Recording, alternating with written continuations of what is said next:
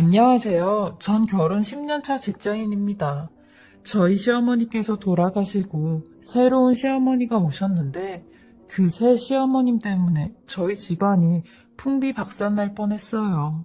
열이 받아서 이렇게 사연 보내봅니다. 저희 시어머니는 4년 전에 뇌경색으로 쓰러지셨고 결국 돌아가셨어요. 그래서 시아버님 혼자 계시기에 저희 식구들과 같이 살게 되었습니다. 사실 시아버님은 고기 납품 회사를 운영하시고 계세요. 회사나 학교 식당에 들어가는 고기를 납품하는 회사이죠. 아버님께서 일구신 사업이긴 하지만 가족 사업으로 저와 저희 남편도 같이 운영하고 있습니다. 남편이나 저나 2년제 대학 나와서 학벌도 좋지 않다 보니 어디 취직하기도 어려운데 이런 시아버님을 만나서 다행히 밥벌이는 잘하고 있어요. 제가 회사에서 하는 일은 회계일입니다. 회사 돈과 집안 생활비 등등 경제적인 부분을 제가 담당하고 있죠. 제 성격이 워낙 꼼꼼하다 보니 단돈 1,000원이라도 쓰면 모든 걸 가계부로 쓰거든요. 그러니 시아버님께서 제게 경제권을 주셨어요. 근데 어느 날 갑자기 시아버님께서 청천벽력 같은 소리를 하시는 겁니다. 결혼하고 싶으신 분이 생겼다며 어떤 여성분을 저희 집으로 데리고 오셨어요. 저희로서는 처음 듣는 소리에 어안이 벙벙했죠. 시아버님 성격이 워낙 대쪽 같으셔서 본인이 하고자 하는 일을 무서울 정도로 밀고 나가시는 게 있으세요. 그리고 그 여성분이 저희 집에 오시게 되었는데 50대 초반 정도 되신 분이셨어요. 저희 시아버님과 15살 차이가 났죠. 외모도 엄청 화려하게 생기셨고 연세가 있는 편인데 예쁘게 생기셨더라고요. 이분도 남편과는 사별하고 저희 시아버님과 연이 다 진지하게 만나셨다고 했어요. 그리고 그분이 가시자마자 시아버님은 죄 여사랑 결혼을 할 거니까 니네가 추진 좀 해보라고 하시는 겁니다. 저희 남편은 그 소리를 듣고 극구 반대했어요. 엄마가 돌아가신 지 4년밖에 안 되었는데 어떻게 새장가를 가시려고 하냐며 그건 아닌 것 같다고 그냥 저분과는 연애만 하시라고 했어요. 하지만 역시나 시아버님 불같이 성질을 내시며 니들한테 허락받으려고 하는 게 아니라 통보해주는 거라고 하시더라고요. 이런 시아버님 성격 누가 말리겠나요? 그리고 솔직히 저희는 발언권이 없었어요. 시아버님께서 저희 부부한테 사업에 손 떼라고 하는 순간 저희 부부는 백수가 되는데 진짜 울며 겨자 먹기로 시아버님이 하시는 대로 할 수밖에 없었죠. 제가 새 시어머니에게 결혼식 하실 거냐고 하니 결혼식은 올리지 않고 바로 학가를 하신다고 했어요. 그렇게 처음 얼굴 보고 보름 뒤에 새 시어머니는 저희 집으로 들어오셨고 아주 불편한 동거가 시작이 되었죠. 남편은 이렇게는 못 산다며 1년 안에 우린 나가자고 하더라고요. 저도 그렇게 하자고 했습니다.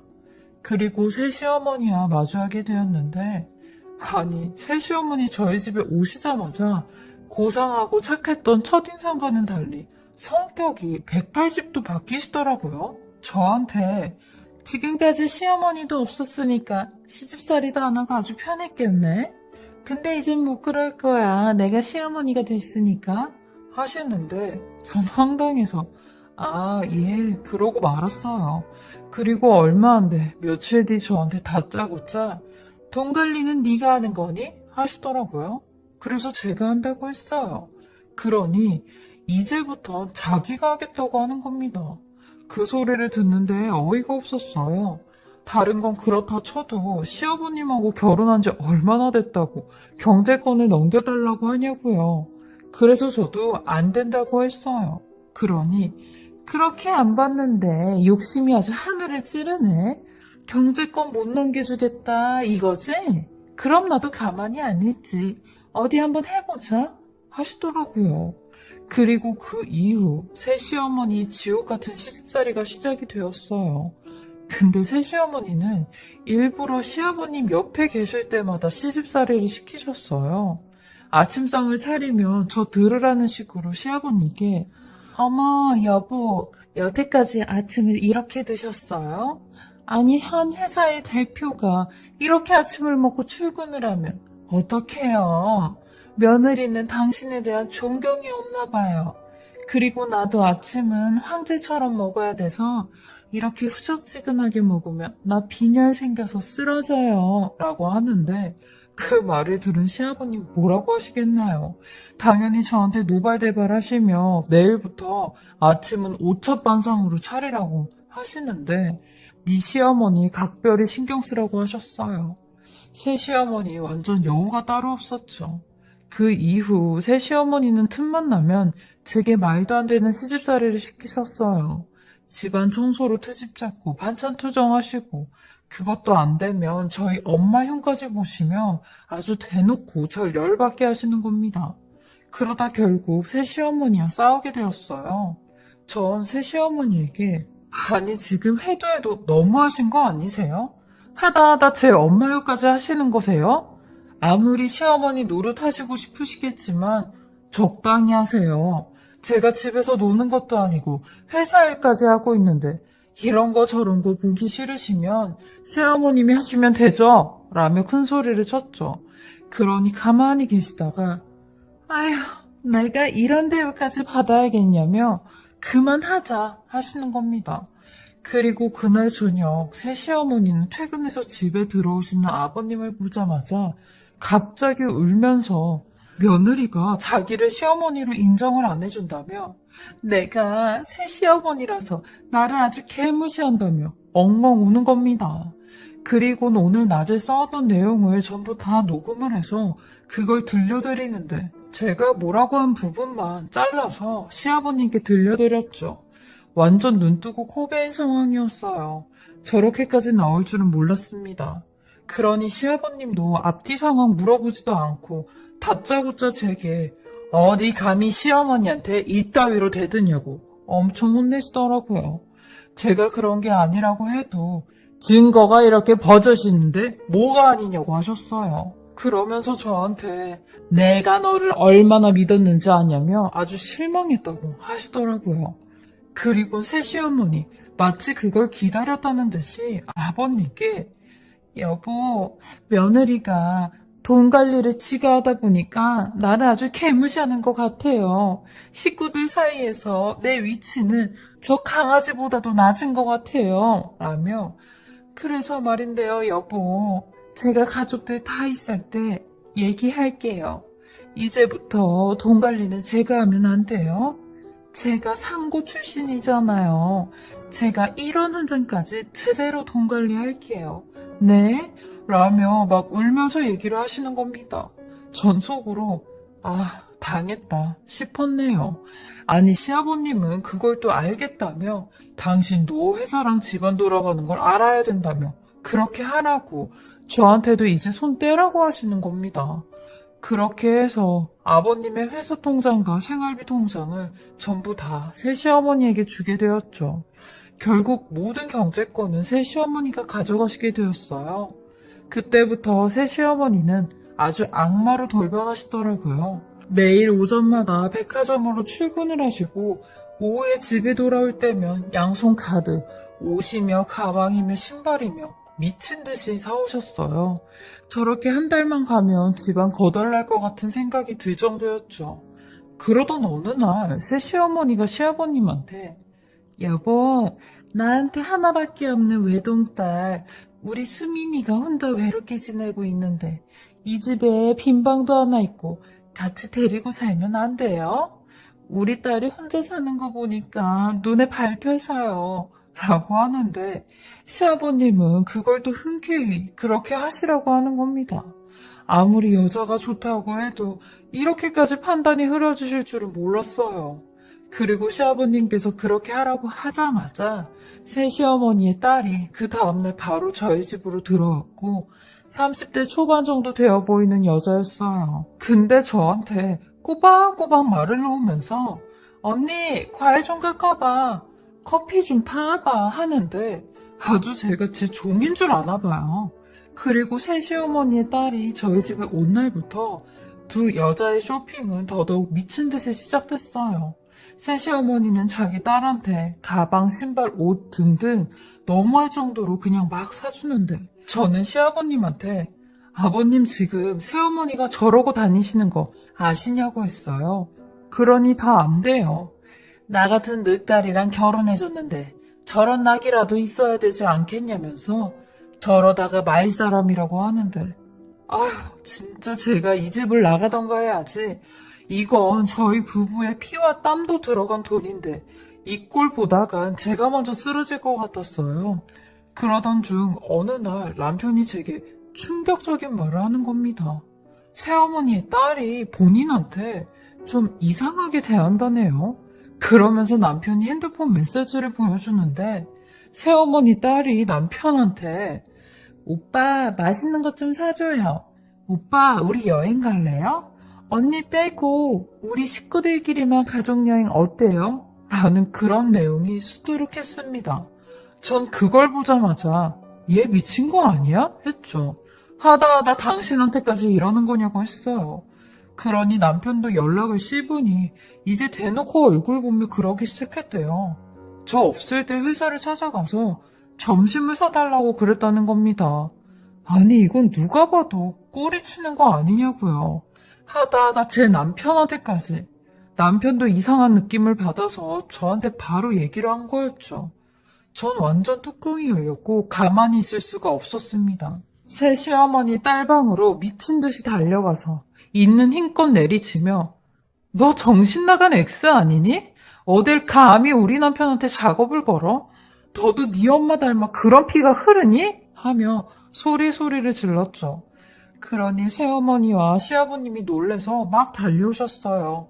새 시어머니는 지금 뭐 하는 거냐며 네가 뭔데 내 딸한테 손을 대냐고 해서 제가 시아버님께 상황 설명을 다 했어요. 그러니 새 시어머니는 무슨 말 같지도 않는 소리냐며 시아버님께 또 막 울면서 이것 보라고 며느리가 아직까지도 나를 시어머니로 인정을 안 한다고. 제가 나를 시어머니로 생각을 안 하니 내 딸도 아주 파렴치한 사람으로 생각하는 거 아니냐고. 저게 말이나 되는 소리냐며 억울하다고 하시는데 저도 시아버님께 속지 마시라고 했어요. 저는 아버님을 10년 넘게 봐왔고 아버님 핏줄을 낳은 사람이라고. 그리고 남편도 이상한 느낌을 받았다는데 자식 말이 거짓말이겠냐고 했어요. 그러니 시아버님은 네 시애미한테 버르장머리 없이 한 거 사과해라 하더라고요. 여동생이 지 오빠한테 밥 사달라고 할 수도 있지 네가 괜히 질투하는 거 아니냐고 하는데 아예 말이 안 통했고 저는 더 약이 올랐습니다. 그리고 남편과 어떻게든 새 시어머니의 정체를 밝혀야겠다고 생각이 들었죠. 사실 얄미운 것도 있었는데 뭔가 느낌이 쎄했어요. 왜냐면 한 번은 식탁에 저희 집 생활비 통장이 놓여져 있어서 그 통장을 일일이 다 봤는데 이상하게 매달 15일마다 300만 원씩 현금을 뽑았더라고요. 그것도 시간까지 일정하게 말이죠. 전 순간 이상한 느낌이 들어 새 시어머니에게 물어봤죠. 아니 신용카드는 신용카드대로 쓰시면서 왜 매달 300만 원씩 뽑았냐고 했어요. 그러니 이 통장을 네가 왜 보니? 그리고 내가 너한테 일일이 보고해야 할 이유라도 있니? 신경 쓰지 마라. 네 시아버님도 다 알고 있으니까 하시더라고요. 전 아무리 생각해도 이상했어요. 매달 새 시어머니께서 쓰시는 카드값만 좋게 500만 원은 말도 안 되게 쓰시고 다니시는데 또 300만 원씩 현금을 뽑아서 쓰는 게 깨림칙했죠. 그래서 알아보기로 했습니다. 매달 15일 그때마다 현금을 300만 원씩 뽑으시니 이번 달에도 뽑으실 테니까요. 그렇게 전 새 시어머니의 뒤를 밟기로 생각했죠. 어김없이 15일 그날 아침에도 아주 꽃단장을 하시고 나가시더라고요. 전 위장까지 하고 바로 뒤를 밟았습니다. 그 전날 남편이 본인 아는 사람에게 차를 빌려가지고 왔거든요. 그 차를 타고 쫓아갔죠. 새 시어머니는 바로 집 앞 은행 ATM 기기에서 돈을 인출하시고 택시를 타고 가시더라고요. 저도 그 택시를 뒤쫓아갔습니다.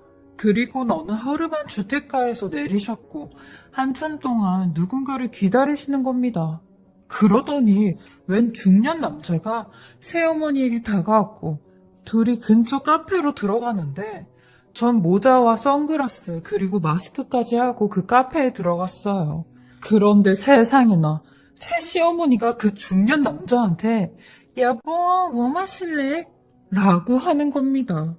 저는 순간 머리가 멍해졌고 생각을 정리했어요. 사별했다는 새 시어머니 남편이 저기 저렇게 버젓이 살아있었네요. 이미 전 새 시어머니 쫓을 때부터 동영상 촬영을 하고 있어서 그 남자를 만나고 있는 모습까지 전부 촬영이 되고 있었죠.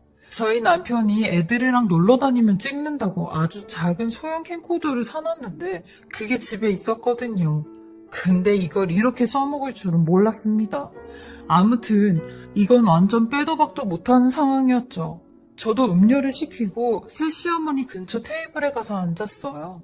그리고 둘이 하는 얘기를 핸드폰으로도 따로 또 녹음을 했죠. 두 사람의 대화는 정말 가관 그 이상이었습니다. 여보가 이런 일 하는 거 내가 마음이 많이 안 좋아. 그러니 새 시어머니, 아니야, 내가 그 영감 재산 아주 뽑아먹을 때까지 뽑아먹고 약점 잡아 이혼하고 재산 분할해서 돈 받으면 그때 우리 세 식구 이 나라 떠서 다른 데 가서 살자. 다행히 내 옆에 예림이가 같이 살고 있어서 괜찮아. 아우, 근데 저번에 예림이가 그 집 아들한테 작업 치려다가 그 여우 같은 며느리 X가 알면서 다 망쳤어.